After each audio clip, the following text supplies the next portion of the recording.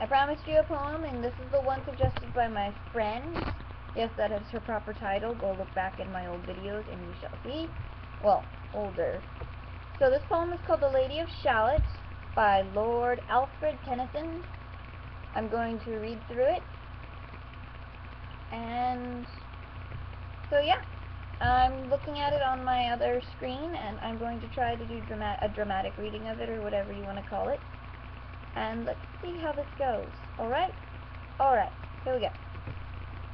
On either side the river lie long fields of barley and of rye that cloth the wood and meet the sky, and through the field the road runs by to many towered Camelot.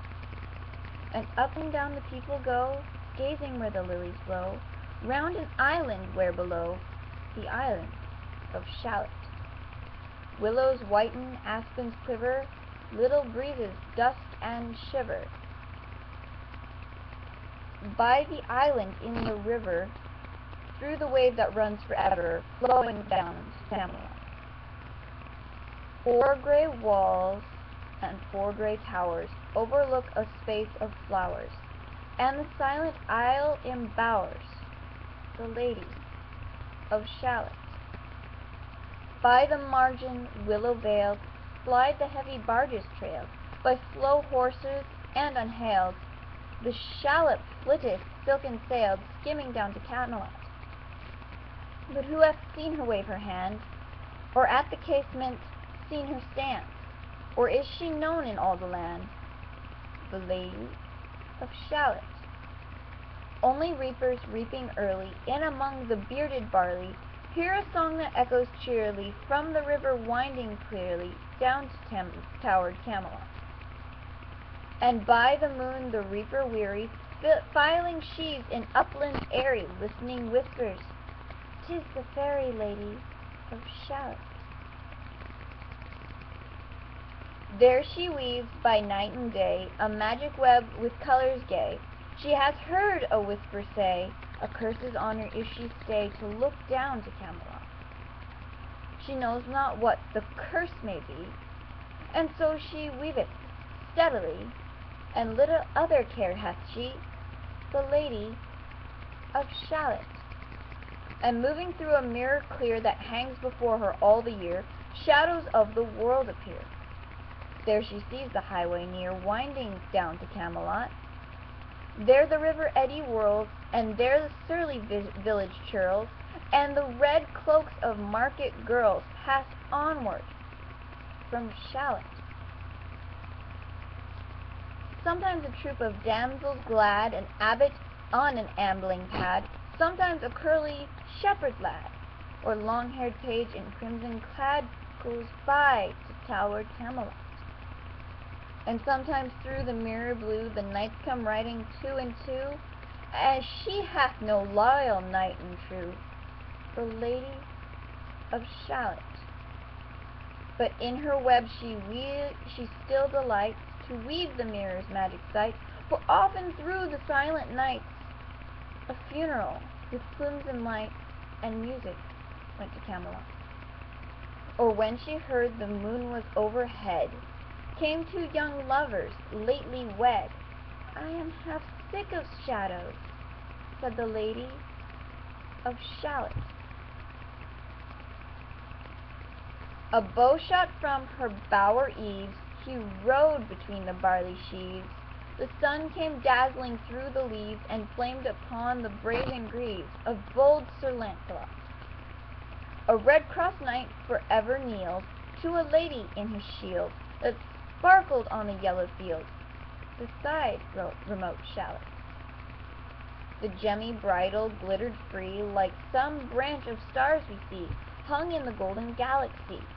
The bridal bells sang merrily as he rode down to Camelot, and from his blazoned baldric slung a mighty silver bugle hung, and as he rode his armor rung beside remote Shallot. All in blue, unclouded weather, thick jewels shone in the saddle leather. The helmet and the helmet feather burned like one burning flame together, as he rode down to Camelot. as often through the purple night below the starry clusters bright, some bearded meteor, trailing light, moves over still Shallot. His broad clear brow in the sunlight glowed, unburnished his war-horse trode. From underneath his helmet flowed his coal-black curls as he rode down to Camelot. From the bank and from the river he splashed into the crystal mere. Tira, tira, by the river sang Sir Lancelot. She left the web, she left the loom, she made 3 paces through the room. She saw the water lily bloom, she saw the helmet and the plume. She looked down to Camelot. Out flew the web and floated wide, the mirror cracked from side to side. The curse is come upon me, cried the Lady of Shallot.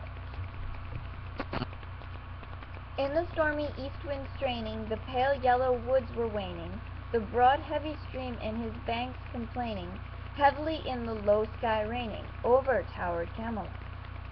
Down she came and found a boat beneath a willow left afloat, and round about the prow she wrote, the Lady of Shallot. And down the river's dim expanse, like some bold seer in a trance, seeing all his own mischance, with a glassy countenance did she look to Camelot. And at the closing of the day she loosed the chain and down she lay.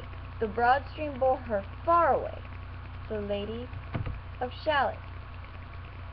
Lying robed in snowy white that loosely flew to left and right, the leaves upon her falling light, through the noises of the night, she floated down to Camelot. And as the boat had wound along the willowy hills and fields among, they heard her singing her last song, the Lady of Shallot. Heard a carol, mournful, holy, chanted loudly, chanted lowly, till her blood was frozen slowly, and her eyes were darkened wholly. Turned to towered Camelot, for ere she reached upon the tide the first house by the water side, singing in her song she died, the Lady of Shallot. Under tower and balcony, by garden wall and gallery, a gleaming shape she floated by, dead pale between the houses high, silent into Camelot. Out upon the wharfs they came, knight and burgher, lord and dame, and round the prow they read her name, the Lady of Shallot. Who is this, and what is here? And in the lighted palaces near died the sound of royal cheer, and they crossed themselves for fear, all the knights at Camelot. But Lancelot mused a little space. He said, she has a lovely face.